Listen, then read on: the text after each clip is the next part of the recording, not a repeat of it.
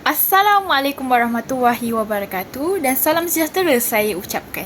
Saya Naunur Fakira binti Effendi daripada kelas Bahasa Melayu 1, ambilan Ogos 2024, Julai 2028. Pada hari ini, saya akan membentangkan tentang satu topik, iaitu kesan perubahan pendidikan masa kini terhadap mobiliti sosial pelajar. Sebagai permulaan, saya ingin menunjukkan satu gambar. Mari kita perhatikan. Berdasarkan gambar ini, kita dapat melihat beberapa orang pelajar yang sedang menaiki tangga. Tangga ini melambangkan perjalanan pendidikan, iaitu bermulanya daripada peringkat sekolah ke peringkat yang lebih tinggi sehingga ke alam pekerjaan. Ini menunjukkan bahawa pendidikan memainkan peranan penting dalam membantu seseorang meningkatkan taraf hidup.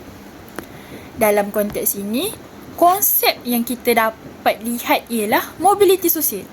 Apa itu mobiliti sosial? Mobiliti sosial ialah perubahan taraf hidup seseorang dalam masyarakat. Perubahan ini boleh berlaku sama ada ke arah yang lebih baik, seperti mendapat pendidikan yang tinggi dan pekerjaan yang lebih baik, atau ke arah yang lebih rendah atau sederhana. Tapi persoalannya, dalam pendidikan zaman kini terdapat beberapa sistem pendidikan yang melalui perubahan dari semasa ke semasa, seperti penggunaan teknologi dalam pembelajaran secara dalam talian, serta penekanan kepada kemahiran abad ke-21. Persoalannya, adakah perubahan ini membantu meningkatkan peluang mobiliti sosial atau sebaliknya mewujudkan jurang antara pelajar? Mari kita telusuri. Kita mendalami konsep mobiliti sosial. Apakah itu mobiliti sosial? Mobiliti sosial ialah merujuk kepada perubahan status sosial atau kedudukan seseorang individu atau kumpulan dalam hierarki sosial. Mobiliti sosial ini mengukur bagaimana seseorang boleh maju ke hadapan atau kekal mundur dalam struktur sosial yang secara amnya diukur melalui beberapa faktor seperti pekerjaan, pendidikan, pendapatan dan pengaruh keluarga. Tujuan mobiliti sosial ini adalah memahami bagaimana peluang, sumber dan sistem masyarakat membentuk kehidupan individu dan generasi seterusnya. Mobiliti sosial terbahagi kepada dua jenis. Yang pertama ialah mengikut arah pergerakan. Di bawah jenis ini terdapat dua jenis mobiliti, iaitu mobiliti menegak, iaitu vertical mobility, dan mobiliti mendatar, horizontal mobility. Mobiliti menegak ini membawa maksud kepada perubahan kedudukan sosial.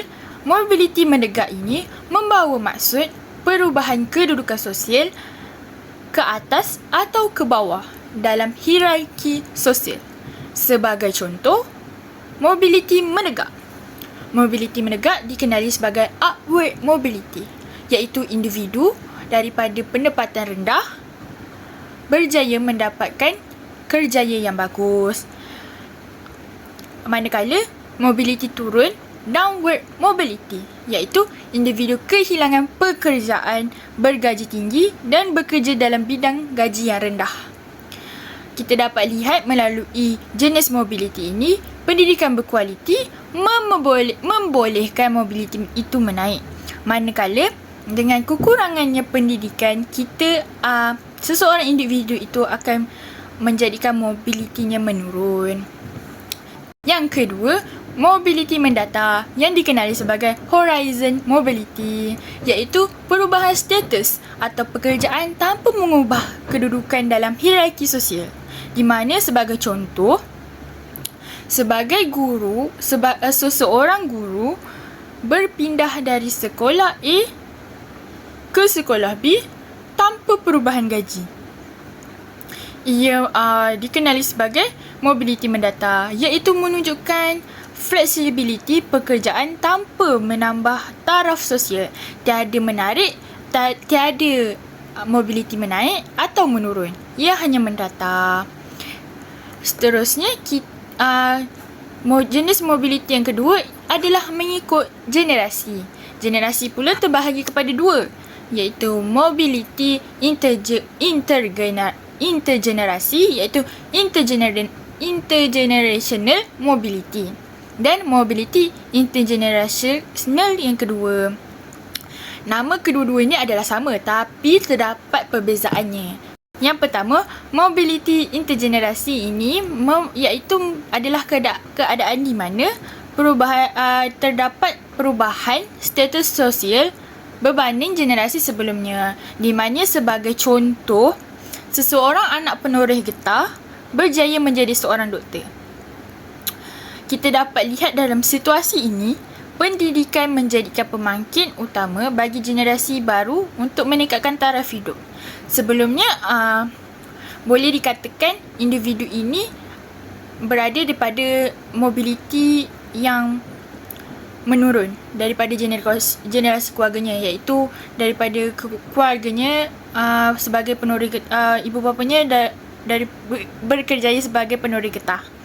Tapi dia mampu menaikkan mobiliti sosialnya dengan mendapatkan kerjaya yang lebih baik dengan melalui pendidikan, iaitu pendidikan berfungsi sebagai pemangkin kepada mobiliti sosial.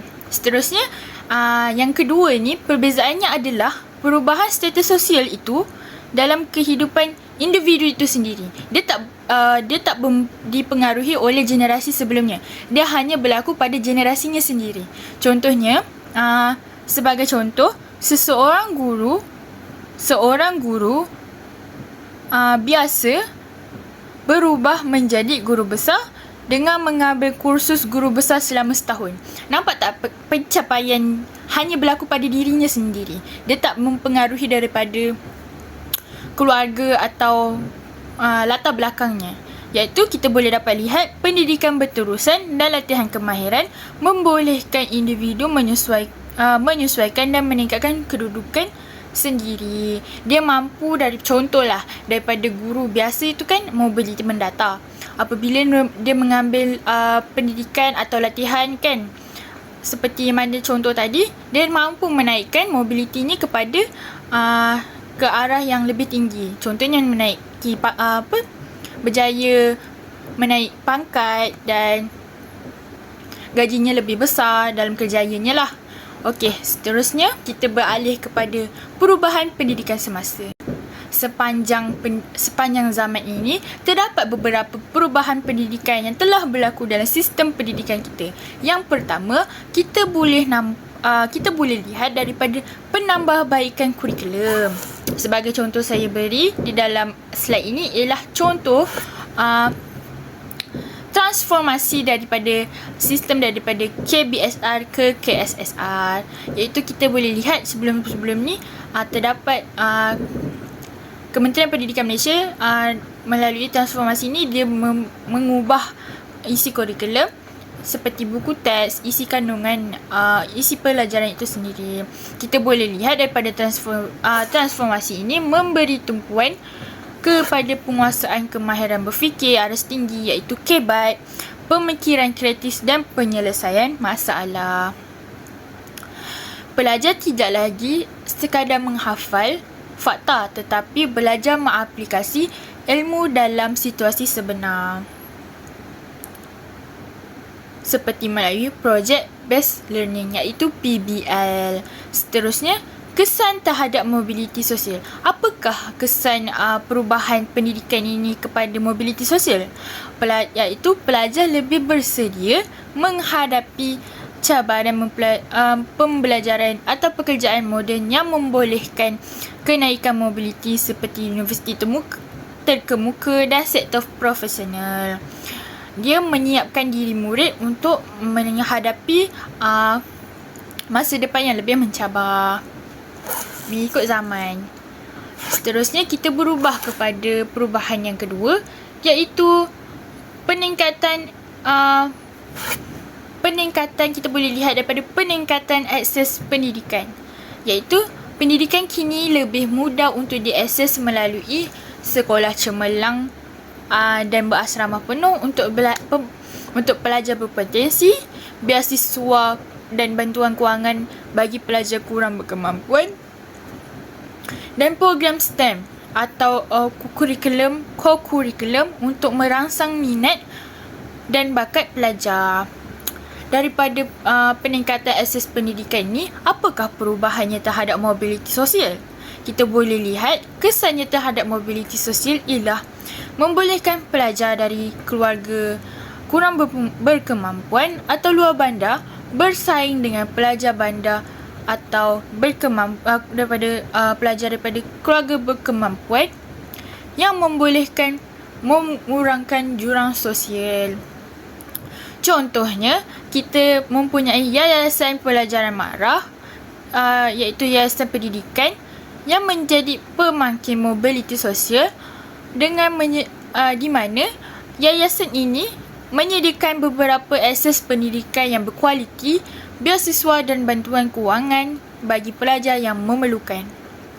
Beasiswa ini menjadi pemangkin kepada pelajar-pelajar yang terdiri daripada golongan keluarga yang tidak berkemampuan untuk meningkatkan potensi mereka, menyambungkan pelajaran kepada di asrama berasrama penuh, sekolah yang lebih berprestij tinggi, di mana laluan ini akan memberikan peluang kepada pelajar-pelajar untuk menaikkan mereka punya mobiliti sosial daripada mobiliti sosial yang menurun. Seterusnya, perubahan pendidikan iaitu penggunaan teknologi dan pembelajaran digital. Di mana kita sedia maklum bahawa sistem pembelajaran kini merangkumi kelas maya, e-pembelajaran, modul interaktif dan penggunaan aplikasi pendidikan. Sebagaimana kita tahu, Kementerian Pendidikan Malaysia telah menyediakan kita dengan pelbagai inisiatif seperti Google Classroom, ID5 dan Frog, iaitu satu BestariNet. Apakah kesan perubahan penggunaan teknologi dan pembelajaran digital ni terhadap mobiliti sosial? Kita dapat lihat pelajar daripada kawasan terpencil tidak lagi ketinggalan. Pelajar di bandar tidak ketinggalan. Mereka boleh merapaikan jurang dengan pelajar di bandar. Sebagai contoh, murid di luar bandar dapat mengakses bahan yang sama yang diakses oleh pelajar di bandar pada laman sesawang ID5 yang disediakan oleh Kementerian Pembelajaran Malaysia, iaitu KPM. Kita boleh lihatlah daripada inisiatif KPM ini, pelajar di luar bandar mampu mengakses kandungan yang sama yang diakses oleh pelajar di bandar. Kita boleh lihat jurang pendidikan itu diselaraskan. Tidaklah hanya murid pelajar di bandar sahaja yang mendapat mengakses bahan-bahan yang disediakan oleh KPM. Seterusnya, kita beralih kepada perubahan pendidikan semasa. Kita masih berada pada perubahan pendidikan semasa, iaitu perubahan pendidikan inklusif. Sebagaimana kita tahu, sistem pendidikan kini menyokong pelajar berkeperluan khas, bahasa yang berbeza dan pelajar dengan latar belakang sosial yang berbeza. Aktiviti seperti pembelajaran sokongan, kelas pemulihan dan kaunseling disediakan untuk memastikan pelajar dapat menyesuaikan diri. Apakah kelebihan pendidikan inklusif ni kepada mobiliti sosial? Kita dapat lihat ia membantu pelajar kurang bernasib baik atau berkeperluan khas mencapai potensi mereka dan peluang untuk berjaya. Jadi mereka tidaklah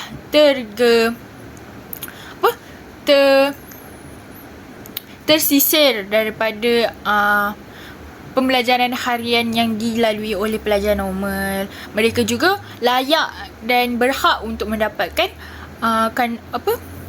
sistem pembelajaran dan gaya pembelajaran yang sama seperti murid biasa.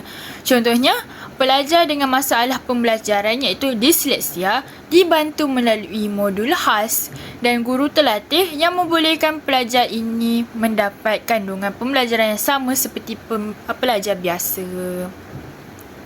Jadi murid-murid ini diberikan peluang untuk mengubah mobiliti sosial mereka walaupun mempunyai kekurangan pada diri mereka. Seterusnya, kita beralih kepada perubahan seterusnya, iaitu perubahan kepada kemahiran abad ke-21. Kita boleh lihat bahawa pendidikan sekarang menekankan kemahiran kritikal, kreatif, komunikasi, kerjasama dan literasi digital serta keusahawanan. Pelajar bukan sahaja belajar akademik tetapi juga kemahiran untuk bersaing dalam pasaran pekerjaan global. Apakah kesan mobiliti sosial terhadap apakah kesan kemahiran abad ke-21 ini terhadap mobiliti sosial?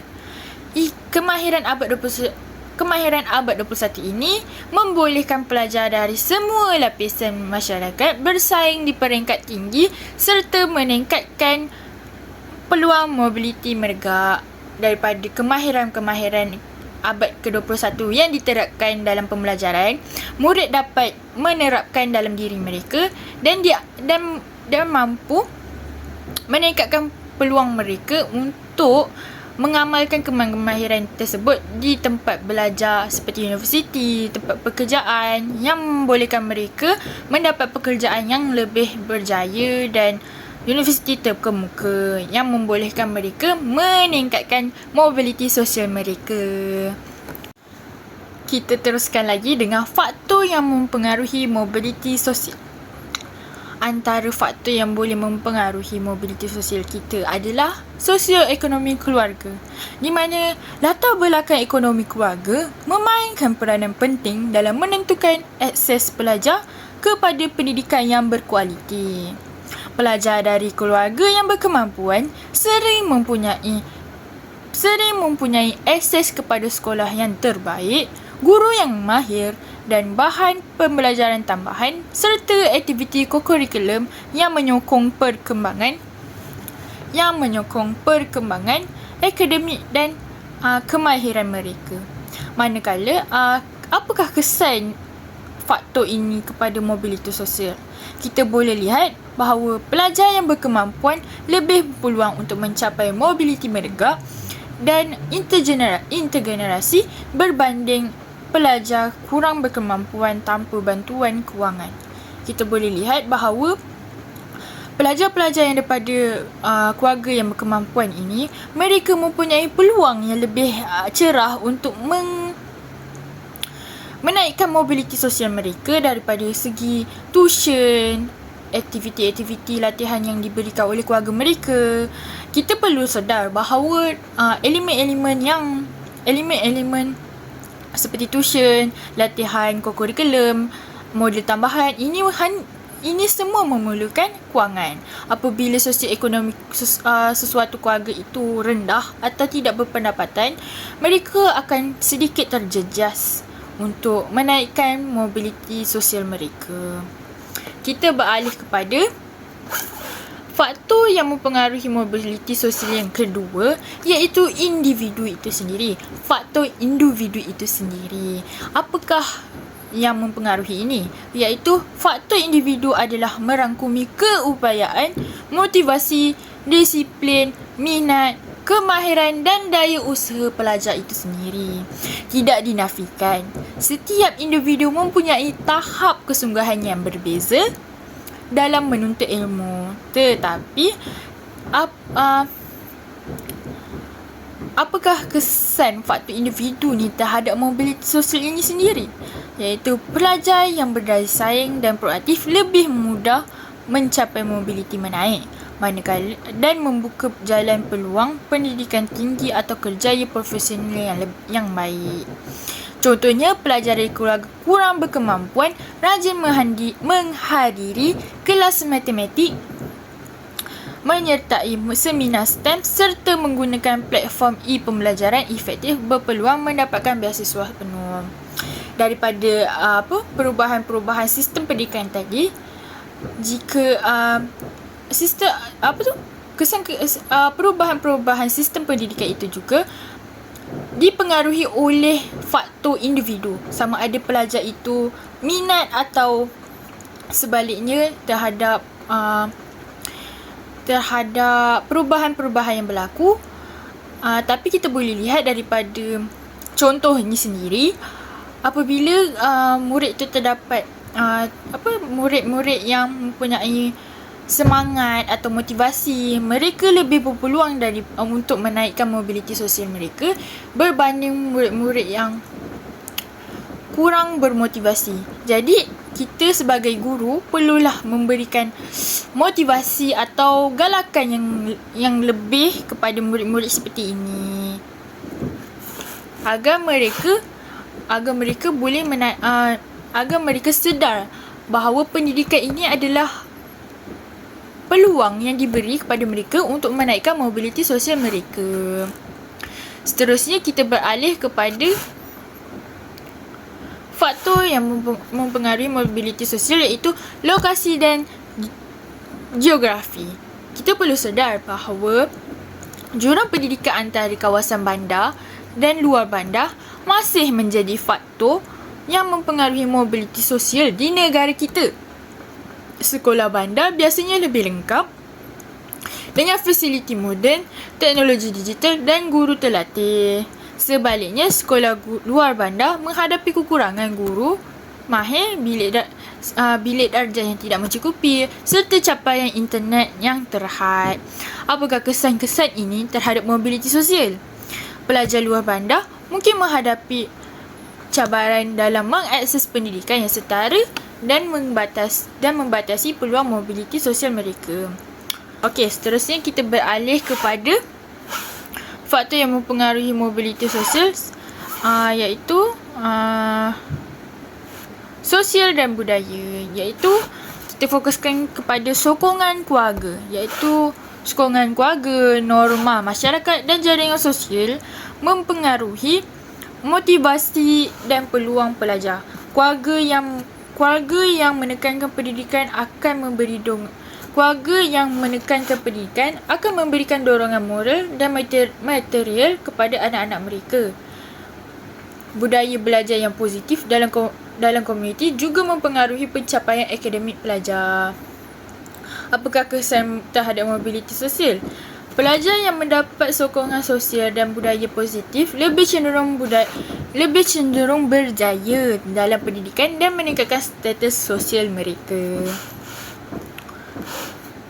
Seterusnya, kita beralih kepada kesan perubahan pendidikan semasa terhadap mobiliti sosial pelajar. Yang pertama sekali, kita boleh lihat daripada peluang pendidikan berkualiti meningkat. Bagaimana ia meningkat?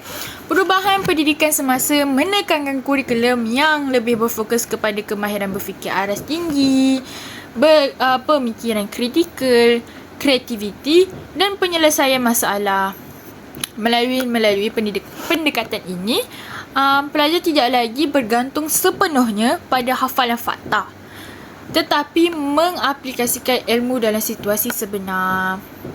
Contohnya, seorang pelajar daripada keluarga kurang berkemampuan yang mendapatkan beasiswa penuh ke sekolah berasrama penuh, iaitu SPP, dapat belajar dalam persekitaran kondusif dengan guru yang berpengalaman, mengambil bahagian dalam program STEM dan kem kepimpinan. Pelajar ini kemudian diterima masuk ke universiti terkemuka dan berpeluang bekerja dalam sektor profesional seperti perubatan atau kejuruteraan yang menunjukkan mobiliti menegak yang signifikannya berbanding status keluarga asal.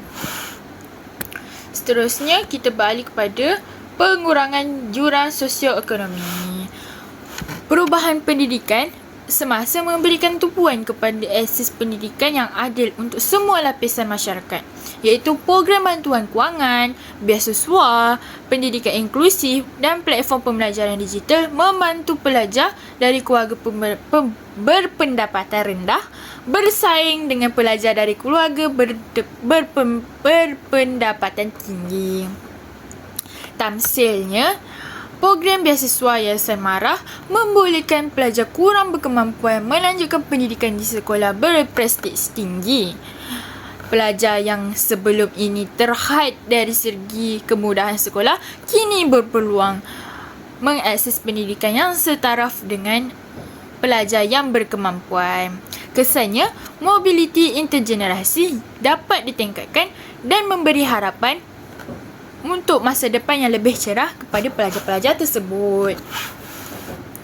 Seterusnya, kita beralih kepada peningkatan kemahiran iaitu peningkatan kemahiran digital dan kibat. Penggunaan teknologi dalam pembelajaran seperti kelas maya, e-pembelajaran, modul interaktif dan aplikasi pendidikan memberikan peluang kepada pelajar untuk mengakses sumber pembelajaran tanpa had lokasi. Penguasaan kemahiran digital dan kebat memberikan kelebihan dalam pasaran pekerjaan moden. Tamsilnya, murid di sekolah luar bandar menggunakan platform e-pembelajaran seperti Google Classroom dan D5 untuk mengakses nota, kuis dan projek digital.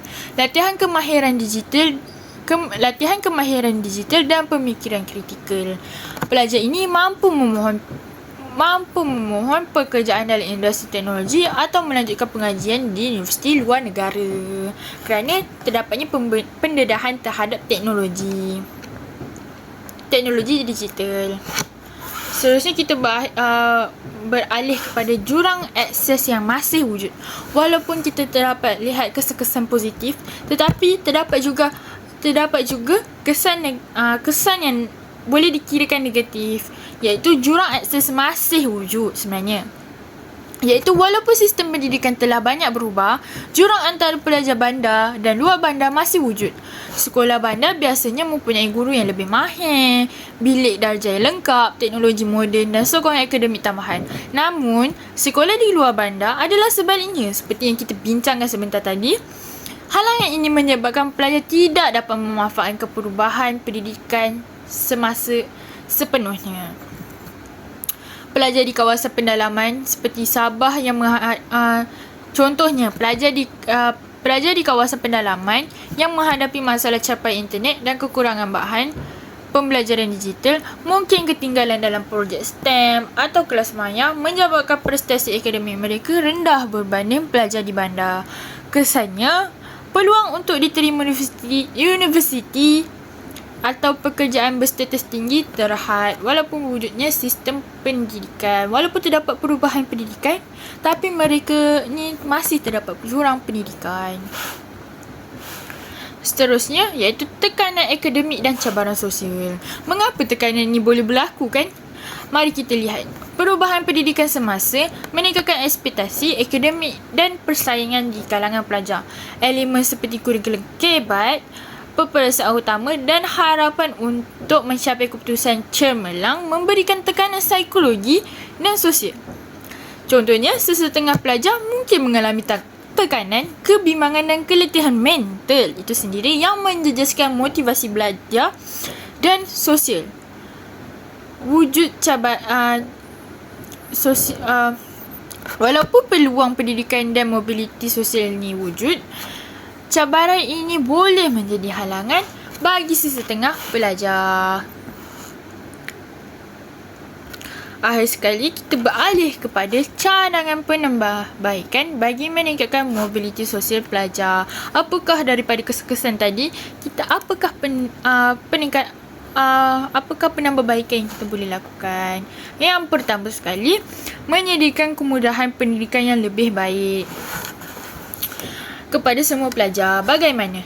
Pihak kerajaan dan institusi pendidikan perlu memastikan setiap pelajar mempunyai peluang yang sama untuk mendapatkan pendidikan berkualiti tanpa mengira latar belakang yang sebaliknya. Meningkatkan kemudahan pendidikan di kawasan luar bandar seperti menyediakan infrastruktur sekolah yang lebih lengkap serta kemudahan teknologi pembelajaran. Seterusnya, memberikan lebih banyak bantuan pendidikan, iaitu pelajar daripada keluarga berpendapatan rendah sering menghadapi kekangan dari segi kewangan yang boleh menjejaskan peluang mereka untuk mendapatkan pendidikan yang berkualiti. Pelbagai bentuk bantuan pendidikan yang boleh diberikan seperti beasiswa, bantuan kewangan, bantuan peranti digital serta program sokongan akademik yang perlu diluaskan. Seterusnya adalah meningkatkan sokongan dan bimbingan daripada guru, iaitu bagaimana guru itu sendiri memainkan peranan penting dalam membantu pelajar meningkatkan pencapaian akademik serta membina keyakinan diri dan pembelajaran. Guru diberikan latihan profesional secara berterusan supaya mereka dapat menggunakan pendekatan pengajaran yang lebih kreatif, interaktif dan berpusatkan pelajar. Yang terakhir iaitu menggalakkan pelajar menguasai kemahiran yang diperlukan masa kini. Apakah itu? Sistem pendidikan perlu memberikan penekanan kepada pembangunan kemahiran abad ke-21 seperti kemahiran berfikir secara kritis, kemahiran menyelesaikan masalah, kemahiran komunikasi dan kemahiran digital. Kemahiran ini boleh dipupuk melalui pendekatan pembelajaran aktif seperti PBL, iaitu Project Based Learning, iaitu pembelajaran kolaboratif dan penggunaan teknologi. Kesimpulannya ialah, secara keseluruhan, perubahan dalam sistem pendidikan semasa memberikan pelbagai kesan terhadap mobiliti sosial pelajar. Sama ada dari segi peluang pendidikan, pembangunan kemahiran serta akses kepada sumber pembelajaran. Oleh itu, usaha penambahbaikan dalam sistem pendidikan perlu terus dilaksanakan bagi memastikan setiap pelajar mempunyai peluang yang sama untuk meningkatkan potensi diri dan mencapai mobiliti sosial yang lebih baik pada masa hadapan. Itu sahaja daripada saya. Sekian, terima kasih.